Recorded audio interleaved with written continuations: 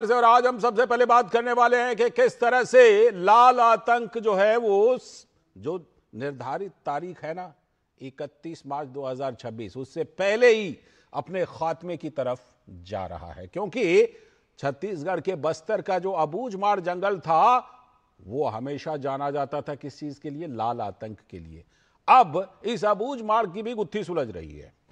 पिछले 30 वर्षों में हजारों सुरक्षा बलों की कुर्बानी के बाद छत्तीसगढ़ के अबूझमाड़ जंगल के नक्सली गढ़ को समाप्त करने में सुरक्षा बलों ने बड़ी कामयाबी दर्ज की है। मोदी सरकार के नक्सल मुक्त भारत की यह सबसे बड़ी कामयाबी है कि एक खतरनाक विचारधारा को लेकर लहूलुहान करने वाले लाल आतंक को समाप्त करके पिछड़े और आदिवासी इलाकों में विकास की रफ्तार को तेज करने की शानदार उपलब्धि हासिल हुई है। केंद्रीय गृह मंत्री अमित शाह ने कहा है कि एक समय आतंक का गढ़ रहे अबूझमाड़ और नॉर्थ बस्तर को आज नक्सली हिंसा से पूरी तरह से मुक्त घोषित कर दिया गया है। अब छिटपुट नक्सली केवल साउथ बस्तर में बचे हुए हैं, जिन्हें हमारे सुरक्षा बल जल्द ही समाप्त कर देंगे। तो नए भारत की इस मजबूत राजनीतिक इच्छा शक्ति के बदौलत आज देश ने बस्तर में सबसे बड़ा नक्सली सरेंडर देखा। 200 से भी ज्यादा माओवादी अपने शीर्ष कमांडर के साथ हथियार डालकर मुख्यधारा में लौटने का प्रण ले रहे हैं। राज्य सरकार की तरफ से नक्सल उन्मूलन नीति के तहत अब तक का यह सबसे बड़ा आत्मसमर्पण माना जा रहा है। यह बदले दौर का भारत है, जहां केंद्रीय गृह मंत्री अमित शाह ने दावा किया था कि 31 मार्च 2026 तक देश नक्सलवाद से पूरी तरह से मुक्त हो जाएगा। पशुपति से तिरुपति तक रेड कॉरिडोर बनाने वाले नक्सलियों को इस दौर में बस्तर के अबूझमाड़ जंगल से भी अब खदेड़ दिया गया है। लाल आतंक का केंद्र बना अबूझमाड़ जंगल कभी नक्सलियों की अबूझ पहेली बनी थी, जिसे भेदना असंभव काम माना जाता था। लेकिन आज टॉप नक्सली कमांडर और पोलित ब्यूरो के नेता या तो आत्मसमर्पण कर रहे हैं या मारे जा रहे हैं। पिछले दिनों माओवादी नेता और कम्युनिस्ट पार्टी माओवादी के सबसे प्रभावशाली नेता मल्लोजुला वेणुगोपाल राव ने महाराष्ट्र के मुख्यमंत्री देवेंद्र फडणवीस के सामने सरेंडर कर दिया। उनके साथ अन्य 60 टॉप नक्सलियों ने भी हथियार सरेंडर किया था। पिछले महीने ही सुरक्षा बलों ने 6 करोड़ रुपए के इनामी माओवादी सरगना बासव राजू को अबूझमाड़ में ढेर कर दिया था और वामपंथी उग्रवाद की जड़ पर बड़ा प्रहार किया था। तब से इस संगठन में कोई महासचिव या शीर्ष नेता मौजूद ही नहीं था। कहा जा रहा था कि केशवराव बसवराजू की हत्या के बाद वेणुगोपाल ही शीर्ष पद पर काबिज होंगे, लेकिन उन्होंने आत्मसमर्पण करके साबित किया कि वामपंथी लाल आतंक अब गुजरे जमाने की चीज बनकर रह गई है। 2014 से पहले बिहार, पश्चिम बंगाल, झारखंड, ओडिशा, तेलंगाना और महाराष्ट्र में जबरदस्त नेटवर्क बनाकर नक्सलियों ने पिछड़े इलाकों में समानांतर सरकार बनाने की कोशिश की थी। लेकिन मोदी सरकार में आज इन नक्सलियों के लिए छुपने का कोई ठिकाना नहीं मिल रहा। कम्युनिस्ट पार्टी की ओर से सीज फायर के लिए पहल की गई तो केंद्रीय गृह मंत्री अमित शाह ने साफ कह दिया कि या तो आत्मसमर्पण करो या फिर मरने के लिए तैयार रहो। तो राजनीतिक इच्छाशक्ति के कारण ही सुदूर बस्तर के जंगलों में विकास की धारा सरपट दौड़ने लगी है और पहली बार इन आदिवासी इलाकों में लोगों ने चुनाव में अपने अधिकार का उपयोग भी किया है। तो देश के संविधान और प्रभुसत्ता को स्थापित करने वाला ऐसा बड़ा अभियान देश ने इससे पहले कभी नहीं देखा था। गृह मंत्रालय के आंकड़ों पर अगर गौर कीजिए तो इस साल 90 से भी ज्यादा टॉप नक्सली कमांडर मारे जा चुके हैं, 104 की गिरफ्तारियां हुई है और 200 से ज्यादा नक्सलियों ने आत्मसमर्पण किया है, जिन्हें मुख्यधारा में लाने की कोशिशें तेज हुई हैं। साल 2024 में 290 नक्सलियों को सुरक्षा बलों ने मार गिराया था और 1100 से ज्यादा को गिरफ्तार किया था और 881 ने सरेंडर किया था। 2004 से 14 के बीच नक्सलियों ने पूरे देश में 16,463 घटनाओं को अंजाम दिया था और 1851 सुरक्षा बलों को कुर्बानी भी देनी पड़ी थी, जबकि मोदी सरकार में यह घटना घटकर 7,000 के करीब थी और इस दौर में 500 सुरक्षाकर्मी शहीद हुए हैं। तो आतंक पर मोदी सरकार की जीरो टॉलरेंस की नीति ने आंतरिक सुरक्षा को मजबूत करके आम लोगों को संविधान में मिले उनके जीने के अधिकार और सुरक्षा का पूरा भरोसा दिया है। ये लाल आतंक का खात्मा इस बात को साबित कर रहा है।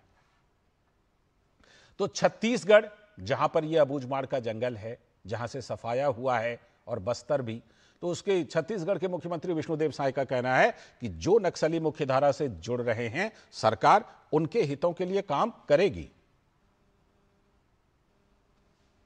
छत्तीसगढ़ ही नहीं, देश के लिए आज के इस दिन को ऐतिहासिक दिन कह सकते हैं।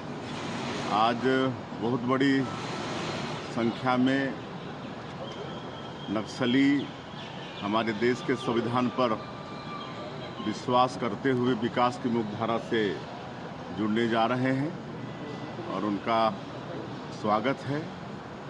सरकार उनके लिए पुनर्वास के लिए और मतलब जो विकास की मुख्यधारा से जुड़ते हैं उनके लिए बहुत कुछ अच्छा सोची है। उनको अच्छा पुनर्वास भी देंगे, उनका स्किलिंग भी कराएंगे, रोजगार से जोड़ने का काम भी होगा, ये सब करेंगे। तो वहीं छत्तीसगढ़ के डीजीपी ने कहा कि सरेंडर कर रहे युवाओं को मुख्यधारा से जोड़ा जाएगा तो बस्तर का भी विकास होगा।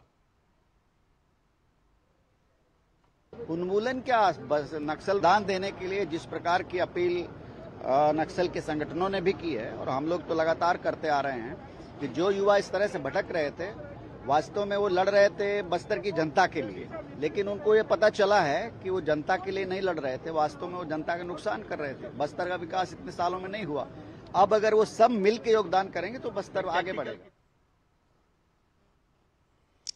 तो किस तरह से लाल आतंक का खात्मा हो रहा है और जो एक डेडलाइन दी गई थी 31 मार्च 2026 की, उससे पहले ही खात्मा हो रहा है। इसी पर बात करने के लिए सोमेश पटेल हमारे संवाददाता जुड़ रहे हैं और साथ में स्टूडियो में हमारे सलाहकार संपादक विनोद मिश्र जी भी हमारे साथ जुड़े हुए हैं। मैं पहले सोमेश के पास चलता हूं। देखिए पीछे बिल्कुल जंगल दिखाई पड़ रहा है, अबूझमाड़ में भी ऐसा ही जंगल है और नक्सली ऐसे ही जंगलों में छुपा करते थे। सोमेश, जिस तरह से ये बड़ी संख्या में आत्मसमर्पण, इससे ये बिल्कुल और ज्यादा साफ हो गई तस्वीर कि 31 मार्च 2026 की जो डेडलाइन है उससे पहले ही इस देश से लाल आतंक का पूरी तरह से खात्मा हो जाएगा।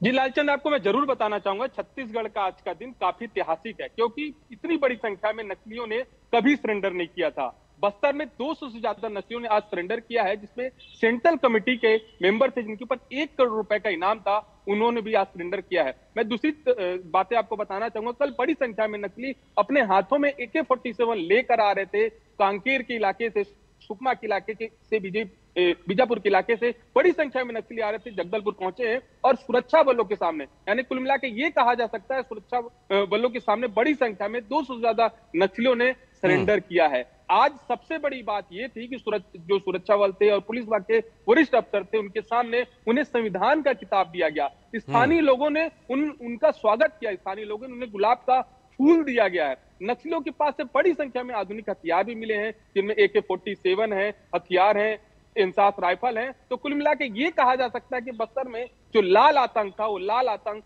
खत्म हो रहा है। मैं आंकड़ों की भी अगर मैं बात करूं तो 2024 से लेकर अब तक सुरक्षा बलों को बड़ी सफलता मिली है। करीबन 400 से ज्यादा नक्सलियों को इनकाउंटर पे मार गिराया गया है, 2100 से ज्यादा नक्सलियों का आत्मसमर्पण हुआ है और 1700 से ज्यादा नक्सलियों की गिरफ्तारी हुई है। कुल मिला के ये कहा जा सकता है कि जो बस्तर में जो जिस तरह से नक्सलियों की गतिविधि देखने को मिलती थी, जो अबूझमाड़ इलाका हुआ करता था, अबूझमाड़ इलाका नक्सलियों का कोर इलाका हुआ करता था, माने उस इलाके में सुरक्षा बलों को पहुंचना सबसे बड़ी चुनौतियों का सामना करना पड़ता था।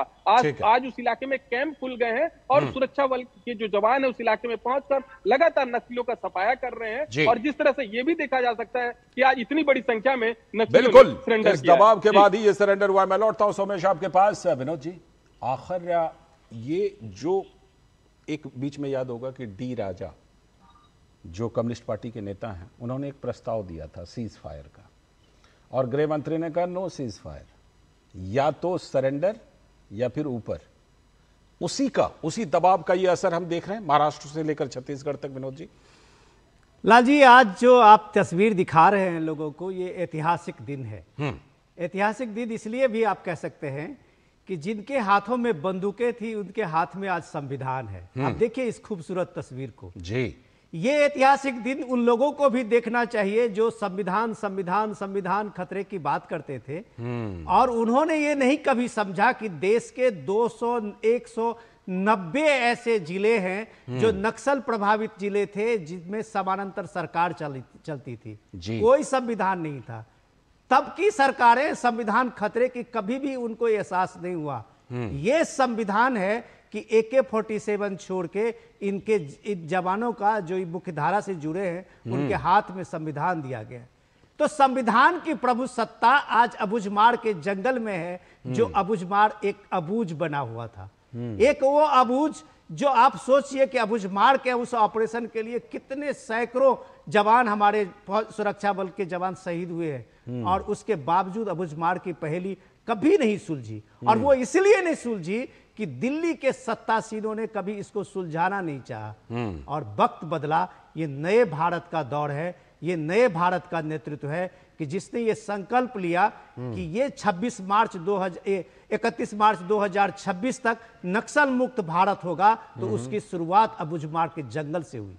और वो जंगल में आप देखिए कि ये लास्ट फेज है, जिसको अमित शाह कह रहे थे कि उत्तरी बस्तर का नक्सल लगभग सफाया हो गया है, दक्षिण बस्तर में जो कुछ छिटपुट घटनाएं हो रही है भी उसको भी चंद महीनों में उसको खत्म किया जाएगा। तो ये भारत के संविधान की, भारत की संप्रभुता की, भारत की प्रभुसत्ता की, ये आप ये देखिए कि कितनी बड़ी कामयाबी है। और ये आज का दिन कितना बड़ा दिन है कि आज पूरे नक्सल आंदोलन में उसके कोई टॉप लीडर नहीं है। सबसे टॉप लीडर जो वेणुगोपाल सोनू हैं, उन्होंने परसों महाराष्ट्र में सरेंडर किया था। बसावराव राजू मारे गए हैं। अब जो भी घटनाएं हो रही है, होगी छिटपुट घटनाएं, वो कोई नेतृत्व नहीं है। और इस हालत में मुख्यधारा में लौटना उनकी मजबूरी होगी, और उनके हाथ में आज न कल फिर वही संविधान देखेंगे।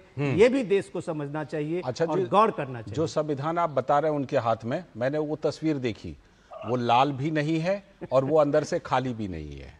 वो संविधान देखने के बाद ही लग रहा है कि हाँ, ये सही वाला ओरिजिनल सही संविधान है।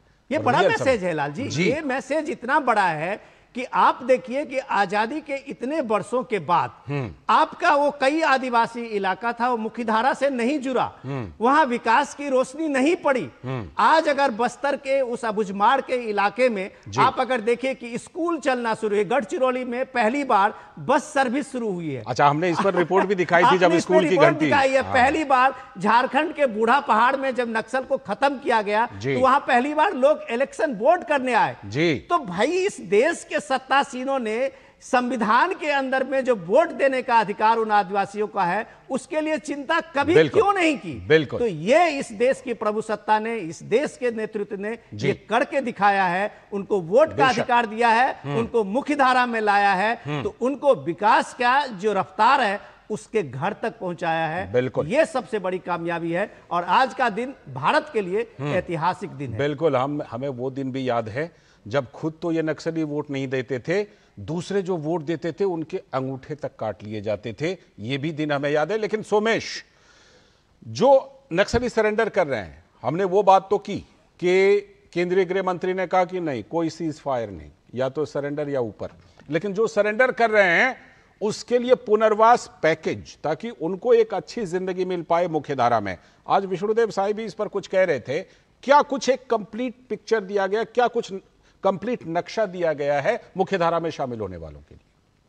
जी लालचंद, आपको मैं जरूर बताऊंगा। जिस तरह से केंद्र सरकार और राज्य सरकार पुनर्वास नीति चला रही है, जिस तरह से जो बड़ी संख्या में जो नस्ली आत्मसमर्पण करते हैं उनके परिवारों को पुनर्वास नीति के तहत केंद्र सरकार और राज्य सरकार की योजना का लाभ दिया जाता है। उन्हें नौकरी दी जाती है, उन्हें शिक्षा दी जाती है, उन्हें मेडिकल सुविधा दी जाती है, और तमाम जो सुविधा मिलनी चाहिए आम इंसान को, जो सुविधा मिलती है उस इलाके में, आज उन्हें सुविधा मिल रही है। तो कुल मिला के ये कहा जा सकता है कि केंद्र सरकार और राज्य सरकार की नीतियों का उन्हें लाभ भी मिलेगा। जिस तरह से आज बड़ी संख्या में 200 से ज्यादा नक्सलियों ने आत्मसमर्पण किया है, तो जिस तरह से छत्तीसगढ़ के मुख्यमंत्री विष्णुदेव साय ने उन्होंने भी कहा है कि इन नक्सलियों को हर उस योजना का लाभ मिलेगा जो आम नागरिकों को उस इलाके में मिल रहा है। तो कहीं ना कहीं जिस तरह से सरकार की पुनर्वास नीति है, तो कहीं ना कहीं इन्हें उस योजना का लाभ मिल रहा है। दूसरी महत्वपूर्ण बात आपको मैं बताना चाहूंगा, अबूझमाड़ का मैं जिक्र कर रहा था। अबूझमाड़ वही इलाका है जहां नक्सलियों की पाठशाला लगा करती थी। माने उस इलाके में सुरक्षा बल के जवान कभी नहीं घुस पाते थे।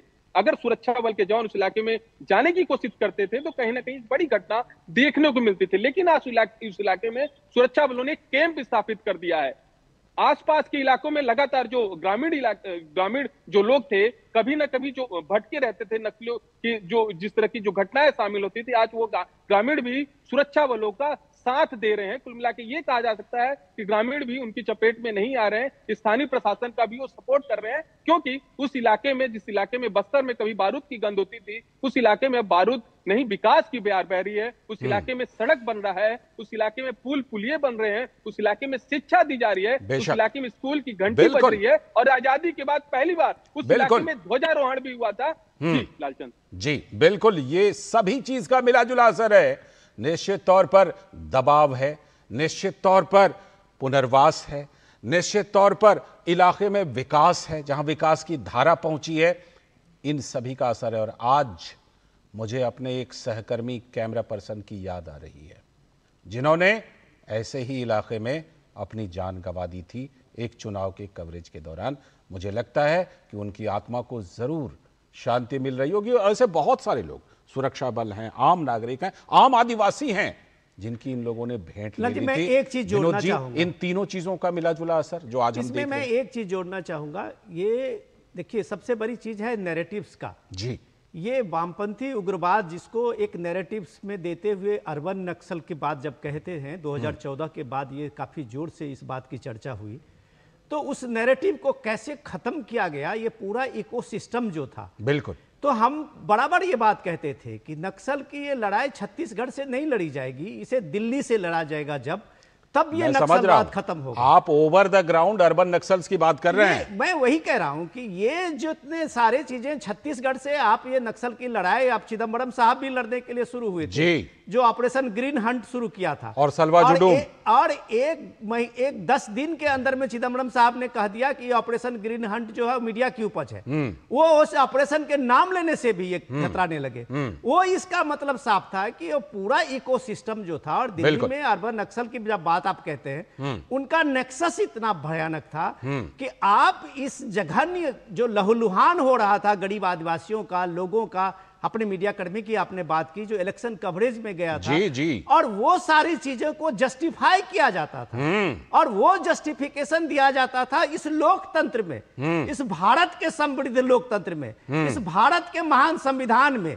तो आप उसका जस्टिफिकेशन को देखिए कि आज इसका उत्तर ये दिया गया है कि आज जब बंदूक छोड़ के मुख्यधारा में वो संविधान अपने हाथ में लिया है, जो इस बात को यह जाना है कि भारत का लोकतंत्र उन्हें भी उतना अधिकार देता है जितना इस देश में किसी और दूसरे नागरिक को है, और यह विश्वास जब उसको हुआ है, तब आप देखिए कि वो आप किसी बहकावे में नहीं है। जो बात अब सुमेश पटेल कह रहे थे, आप ये देखिए कि अभी पिछले 2 साल में 190 जिला घटते घटते 70 जिला पे आया, और आज नक्सल प्रभावित 3 जिले हैं, सिर्फ 3 देश के 3 जिले।